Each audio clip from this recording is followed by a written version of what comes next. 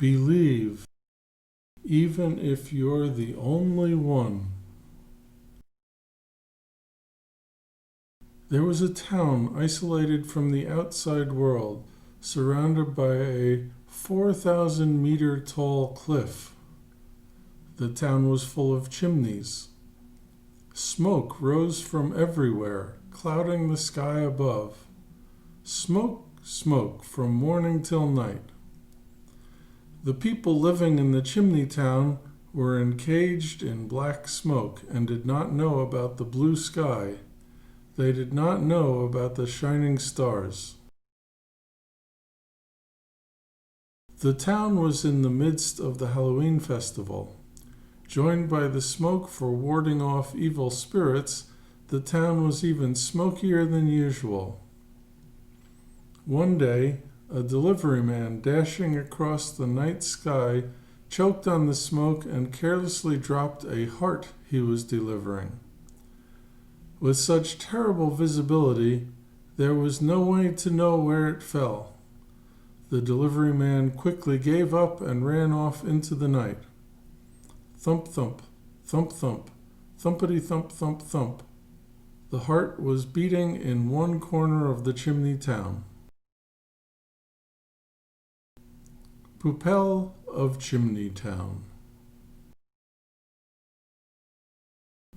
The heart fell on a pile of trash at the edge of town. All types of rubbish stuck onto the thumping, beating heart until finally a trash man was born. His head was a shaggy old umbrella. Gas hissed out of his mouth.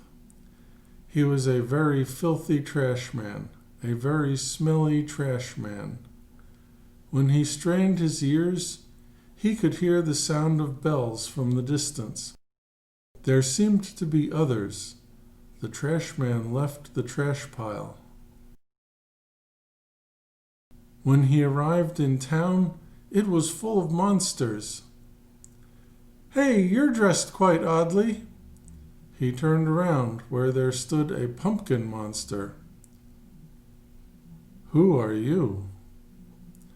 "I swallow the flames of hell and illuminate the Halloween night with shady light. I am Jack-o'-lantern." All kinds of monsters started gathering around the trash man. "Tee hee hee, I'm a witch, the ruler of night, and everybody's fear." "A monster created by a devilish scientist. I am Mr. Frankenstein." "I forgot how to die. I am Zombie." Everybody started to ask, "And just what in the world are you?" "I'm a trash man." All the monsters burst out laughing. The trash man joined the monsters and went around houses shouting, "Trick or treat, trick or treat, give us some treats or we're going to trick you," and collected treats from all the adults. Then they went around giving balloons to the smaller children. The trash man's balloons were very floaty, which delighted all the children. "Okay, next house, let's go, trash man." The monsters went around everywhere, and their pockets full of treats. The bell of the clock tower rang, and everybody started preparing to go home. The trash man spoke to one of them. "Halloween is fun. Let's do it again tomorrow." "What are you talking about, trash man? Halloween is only today." And with that, all the monsters began taking off their masks. Little boy Antonio came out of the pumpkin, and little girl Rebecca came out of the witch. They were only dressed like monsters. "What's the matter? Take yours off too, trash man." "Yeah, you don't like that dirty costume either, do you?" Rebecca tried to pull off the trash man's head. "Ow!" "Arg!" Rebecca let out a huge scream. "This guy's not in a costume!" The boys quickly moved away from the trash man. "Go away, monster! Get out of town, trash man! Drain down to the sea!" The The boys shouted dirty words one after the other. Word of the trash man quickly spread across town. It's a trash man. There's a monster in town. When the trash man tried to speak, all he got was, "Go away, trash man. You're going to get your smell on me." The trash man sat on a bench and hissed out a stinky sigh. That was when it happened. "So you're the trash man everyone is talking about. I heard that's not a costume?" When he turned around, he saw a boy covered in soot from head to toe. The boy didn't run away even when he found out what the trash man was. "I'm Lubici, the chimney cleaner, and you are..." If you don't have a name, you should give yourself one. Let's see. Because you showed up on Halloween, your name is Halloween Poupelle." "Halloween Poupelle, what are you doing here?" "Nobody will play with me." "Ha ha!" Lubici laughed as Poupelle said this. "Obviously, Poupelle, you're dirty and quite smelly, too." "How dare you say? You're all dirty and gross, too, Lubici." "Well, I'm on my way home from work, so as you can see, I'm covered in soot." "Isn't chimney cleaning a job for grown-ups?" "I don't have a dad, so I gotta work. Besides, with a smell like that, no wonder they don't like you. Why don't you wash yourself in our yard?" "What, that's okay? I need to wash up before I get in the house anyway. You should do the same." "Why don't you avoid me, Lubici? You smell kind of familiar. I wonder if my dirty pants are mixed in there." Lubici washed every nook and cranny of Poupelle's body. All the grime came cleanly off, and the smell was much better, too. "Thank you, Lubici." But your mouth is still stinky. Breathe out." Poupelle exhaled out. "Ha ha ha, that's so smelly. Poupelle, that's gas. Brushing is not going to help." The two played together till late that night.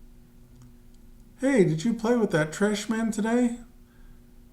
"It's okay, Mom. Poupelle's not a bad guy." "You got that curiosity from your dad." Lubici's father was the only fisherman in town, but he was swallowed by the waves and died last winter. The only thing they found was his fishing boat in tatters.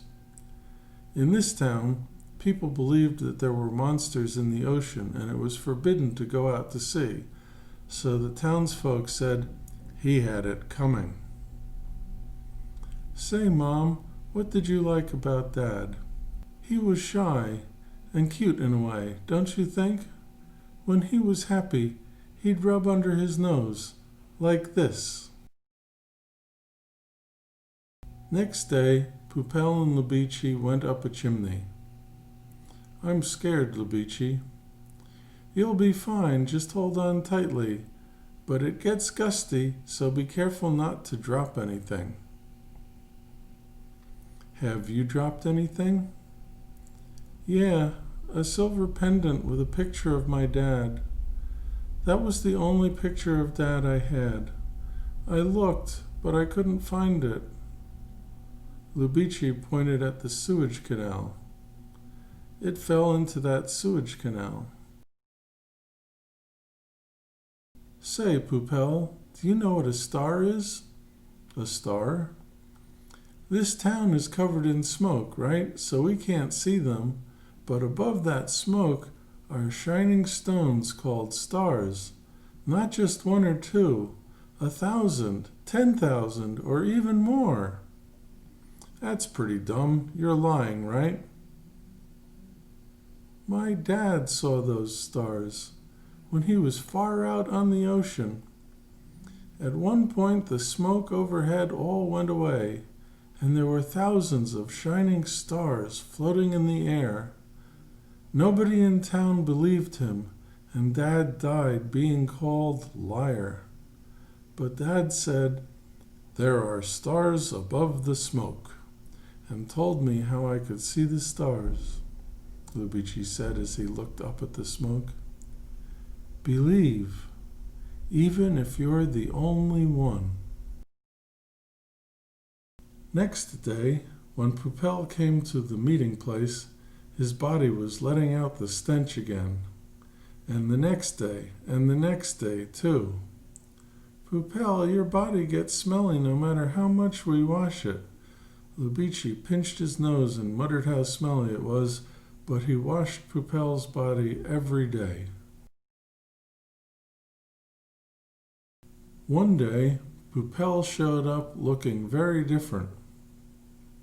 "What's wrong, Pupel? What in the world happened?" The trash on Pupel's left ear had fallen off. "They say I'm littering the town." "Can you hear?" "No, I can't hear anything in my left ear. I guess when the trash on my left ear falls off, I lose hearing in my left ear." Antonio and his gang did this, didn't they? How terrible. "They can't help it. I'm a monster." The next day, Lubicci was surrounded by Antonio and his gang. "Hey, Lubicci, Dennis is sick with a cold. He probably got germs from the trash man." "Pupel washes his body. He doesn't have germs." "What a big fat liar. That trash man was stinky yesterday, too. Your family are all liars." Indeed, regardless of how much they washed, Pupel's body became smelly by the following morning. Lubicci had nothing to say back. "Why do you play with that trash man anyway? Read between the lines. You should be with us." As Lubicci was plodding home, Pupel showed up. "Hey, Lubicci, let's go play." "You're smelly again. I got bullied at school today because of that. Because of your body that's stinky no matter how much we wash it." "I'm sorry, Lubicci." "I can't see you anymore. I'm not playing with you anymore." The two of them stopped seeing each other after that. After he stopped playing with Lubicci, Pupel stopped washing his body, so he got even dirtier. Flies swarmed around him, and he became filthier and filthier, smellier and smellier. Pupel's reputation kept getting worse. Nobody came near Pupel anymore.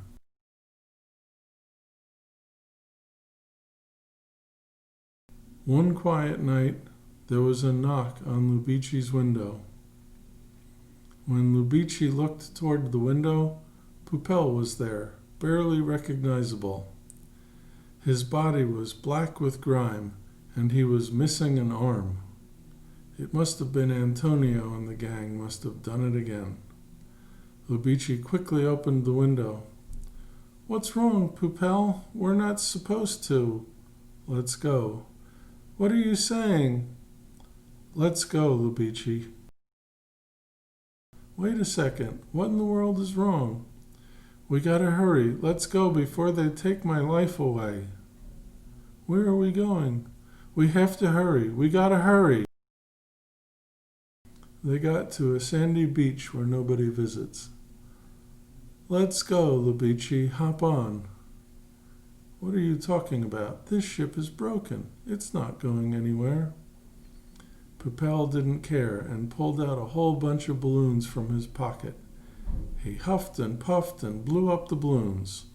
Huff, puff, huff, puff. "Hey, Pupel, what are you doing?" Huff, puff, huff, puff. "We gotta hurry. We need to hurry before they take my life away." Then Pupel tied the inflated balloons to the ship one by one. Hundreds of balloons were tied to the ship. "Let's go, Lubici." "Where?" "Above the smoke," Pupel said as he untied the rope anchoring the ship. "Let's go see the stars." The ship with the balloons lifted off the ground and slowly floated in midair. "Are you sure this is okay?" It was the first time Lubici saw the town from this height. The night view of the town was beautiful. "Okay, hold your breath. We're about to go in the smoke." Rumble, rumble, rumble. They couldn't see anything inside the smoke. It was pitch black. Pupel's voice could be heard between the rumbling of the wind. "Hold tight, Lubici." The wind kept getting stronger as they rose higher. "Lubici, look up. We're coming out of the smoke. Don't close your eyes." Rumble, rumble, rumble.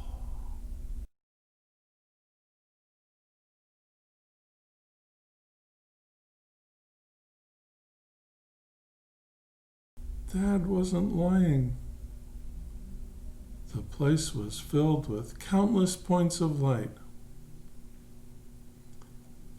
After staring at the light for a while, Pupel said quietly, "When you go back, all you need to do is take the balloons off the ship. But you can't take them all off at once. If you take them off at once, the ship is going to fall, so one by one. One by one." "What are you talking about, Pupel? We're going back together, right?" "This is as far as I can go with you. I'm really happy I got to see the stars with you."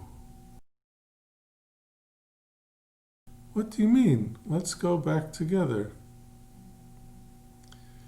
"You know, Lubici, I've been looking for that pendant you lost. The trash in that sewage canal ends up at the waste treatment plant, so I thought it would be there. I'm a trash man, born in a trash pile, so I'm used to rummaging through trash. I looked for it in the trash every day since then, but I just couldn't find it. I thought it would only take 10 days or so to find it."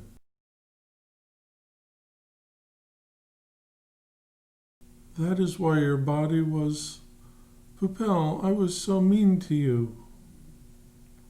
"It doesn't matter. When you first talked to me, I decided I'd always be your friend, no matter what." Tears spilled out from Lubici's eyes. "And anyway, the pendant wasn't at the waste treatment plant. I was stupid. I should have realized it when you said, 'You smell familiar.'" Pupel opened the rickety umbrella which was his head. "It was here all along." A silver pendant hung inside the umbrella. "The pendant you've been looking for was right here. It's my brain. This is what smelled familiar. When the trash on my left ear fell off, I couldn't hear in my left ear anymore. In the same way, if I lose this pendant, I'll stop moving. But this pendant is yours. The time I spent with you, I was truly happy. Thank you, Lubici. Goodbye." With that, Pupel raised his hand to pull off the pendant. But then... "No!" Lubici grabbed Pupel's hand. "What are you doing, Lubici? This pendant is yours. Even if I kept it, Antonio and the gang are going to rip it off one day, and then it will be really lost. Then you'll never be able to see your father's picture. We can run away together. Don't be silly. If you're seen with me, they might hit you next." "I don't care. We can share the pain. We have each other. Let's meet every day, Poopelle. Then I could see Dad's picture every day. So let's meet every day. Let's play every day like we used to. Tears poured out of Trashman's eyes. Play with Lubici every day. It was a strange feeling, like something he'd been yearning for a very long time. Poopelle, the stars are so beautiful. Thanks for bringing me. I'm really happy I met you. Poopelle blushed and said, Stop it, Lubici, you're embarrassing me. And then he rubbed under his nose with his forefinger. Poopelle, it took me a while to figure it out too. Of course, of course. Halloween is the day when the spirits of the dead come back. What are you talking about, Lubici? Halloween, Poopelle, I know who you are now. You came back to see me, Dad.